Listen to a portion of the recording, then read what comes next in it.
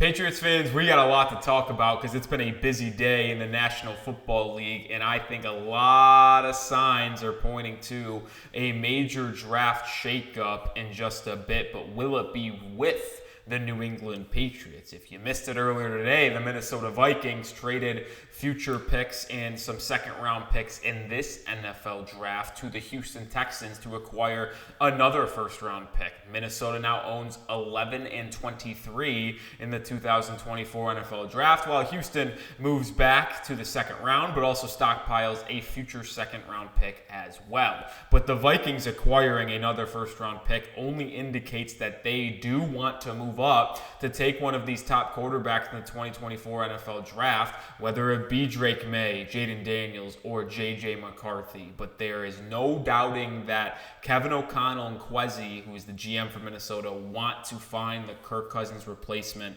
this season in the NFL draft. Make sure you are subscribed to the channel, though, because if the Patriots do make a trade or just make another signing in free agency, we will have you covered. We're also the #1 spot for Patriots NFL Draft content on YouTube, so hit that sub button because as we get closer to the big weekend in late April, there will be no better channel on YouTube to have you covered better than Patriots Today. All right, let's talk about it because the Patriots have some decisions to make when it comes to the NFL draft. A lot of us were disappointed that New England did not sign Calvin Ridley in free agency. Reports are that they offered $22 million per season to the wide receiver, but he obviously went to Tennessee for $23 per season on a 4-year deal. Wonder if New England offered like a 3 for $66 or something like that. But either way, Ridley is not coming to Foxborough. Then you see the Keenan Allen trade to Chicago last night. You see Marquise Brown sign with the Chiefs. There are not that many good free agent wide receivers out there, and the trade market is very, very few. Like, yes, you could trade for T. Higgins or trade for Brandon Ayuk if they actually do come available. Obviously, T. Higgins requested a trade, but who knows if Cincinnati is actually willing to part ways with the talented young wide receiver. And then there's Mike Williams in free agency, who I would be all in on signing for. But the offense has not gotten any better in free agency. That is just a fact. They signed Antonio Gibson, who is a better running back at this point in their careers than Ezekiel Elliott. So you upgraded very minimally at running back. But you didn't upgrade at tight end. Austin Hooper and Mike Gesicki, whatever. You didn't add any wide receivers. All you did is re-sign Kendrick Bourne and re-sign Hunter Henry. So a lot of the offense is very, very similar to last season. And I do think that the biggest need for this team is wide receiver, outside of quarterback, of course, and then I'd probably put left tackle second. You could flip-flop the two either way, but I think New England needs a wide receiver one very, very bad. And I think the biggest thing to me is just assessing the need of left tackle in free agency. Tyron Smith, the longtime left tackle for the Cowboys, needs to be a Patriot, and to me, it would be a disaster if Eliot Wolf did not sign Smith and let him go to a different team and did not address that left tackle spot heading into the NFL draft. Because if you do not address the left tackle spot, you do sign Mike Williams or trade for Brandon Ayuk / T. Higgins. You don't do any of those things, well, then maybe you do explore a trade back option from number 3 overall. And that's where I want to tie in the Vikings trading for that extra first-round pick earlier today to New England, because they have now stockpiled 2 first-round picks in this draft. They obviously have their own first-round pick next year, to where they are in that realm of trading up into 3 or the 4th pick. I'd say those 2 are the ones that could be shopped to draft a quarterback. It feels like Caleb Williams is going to go 1 to Chicago. It feels like Washington prefers Jaden Daniels, actually, especially after they traded Sam Howell and signed Marcus Mariota to be that backup quarterback. Mariota's gameplay is a lot more similar to Jaden Daniels than Drake Maye, and all the draft experts are also pointing towards Jaden Daniels being the 2nd overall pick in this draft, at least as of now. So New England, if things, at least how the rumors show them to be, if they held at number 3, Drake Maye and JJ McCarthy would be the 2 quarterbacks available at pick number 3.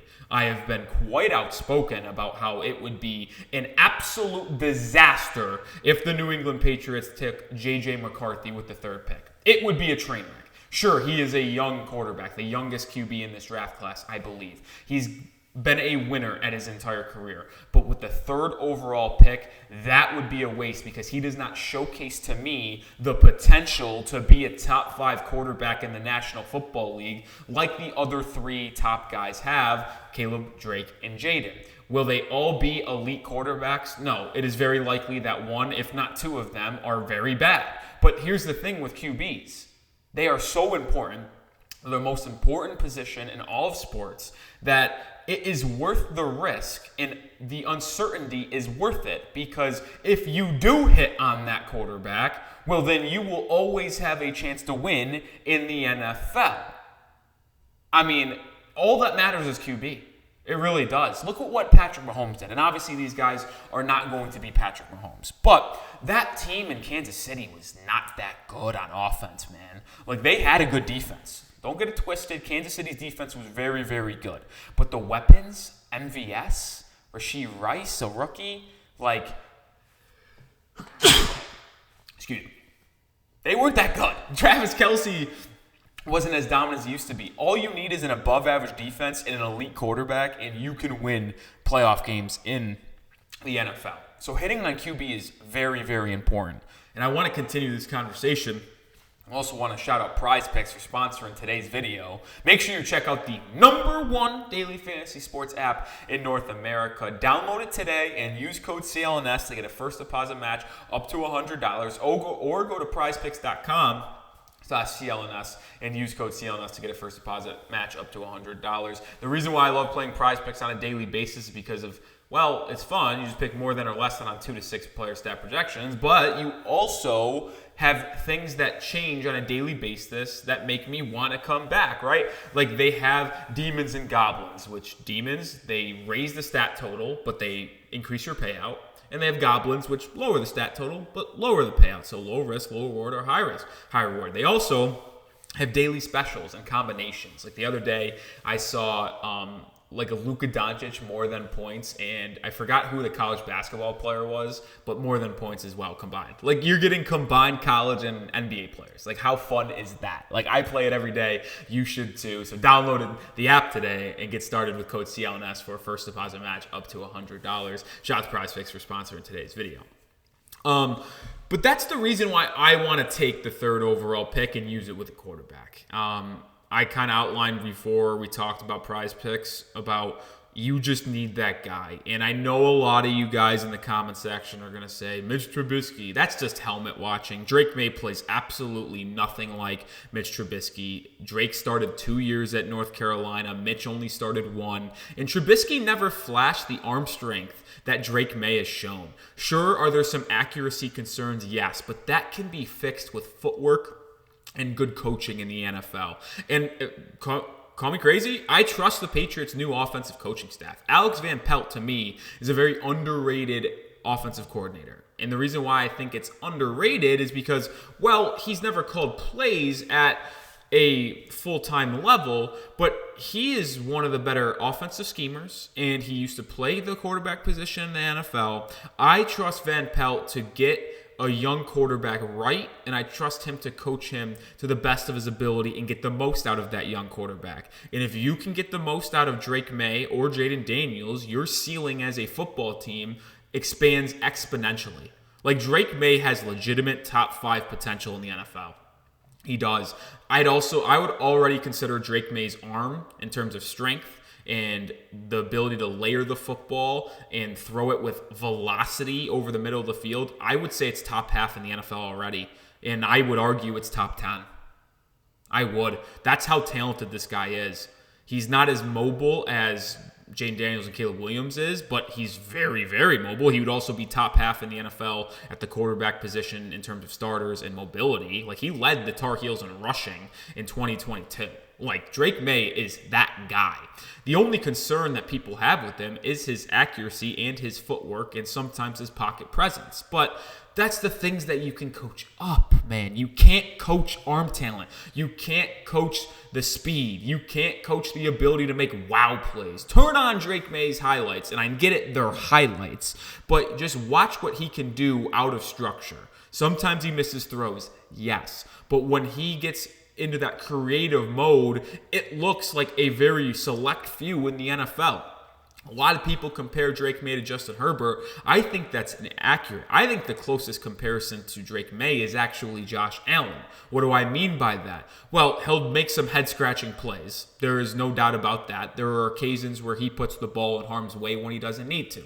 But he also knows that he has one of the strongest arms in all football and can absolutely deliver a dot on the move and from the pocket that make you sit here as a fan and as a defensive player like, holy shit, how did that just happen? That's what the potential Drake Maye has. So if it were me and I was in Eliot Wolf's shoes, I would take the number 3 pick and draft Drake Maye or Jaden Daniels. I'm cool with either one of those two. But I think we do have to explore why Eliot Wolf would want to trade back with Minnesota. Because there are holes at wide receiver. There are holes along this offensive line.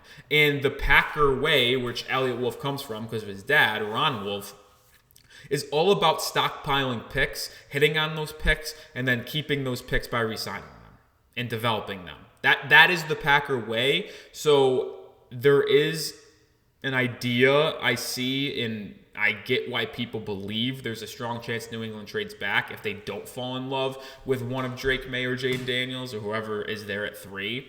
But to me, I like the idea of getting 11 and 23 because you'd be able to get an offensive tackle to plug in at left tackle. You'd be able to grab a wide receiver in round 1, and you'd also likely get a first-round pick next year, so you have 2 next year.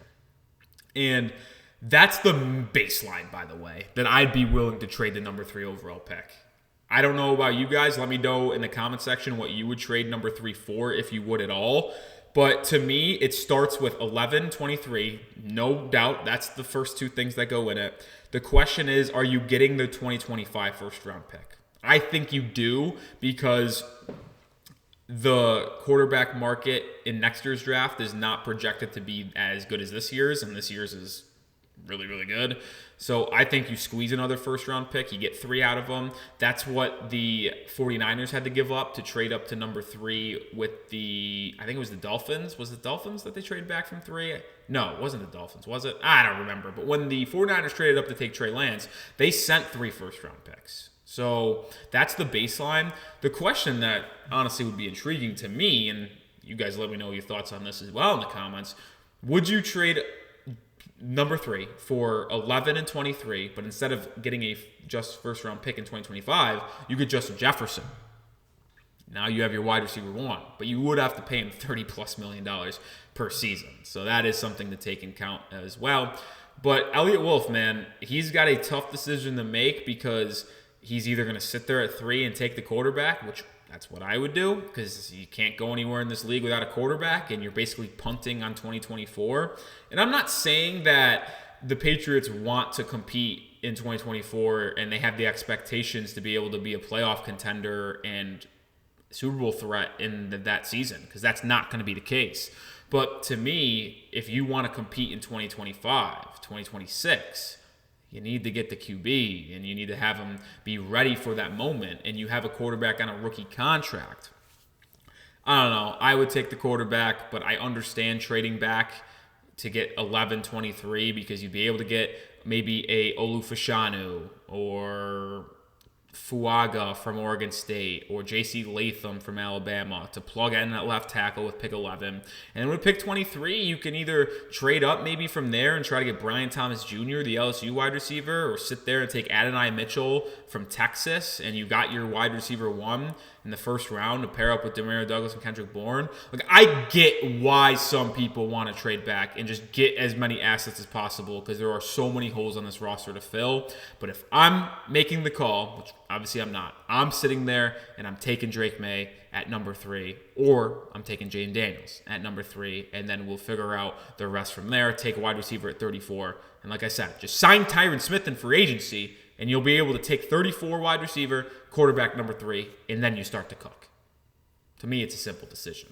Make sure you do hit that sub button. That'll be it for today's video. Wanted to hop on here and talk some Patriots football with y'all before the Patriots evidently make another signing. We'll have another video tomorrow. We'll also have you covered on Sunday and beyond. So make sure you hit that sub button because we got a mock draft coming up soon, post-free agency version for New England. So hit that sub button.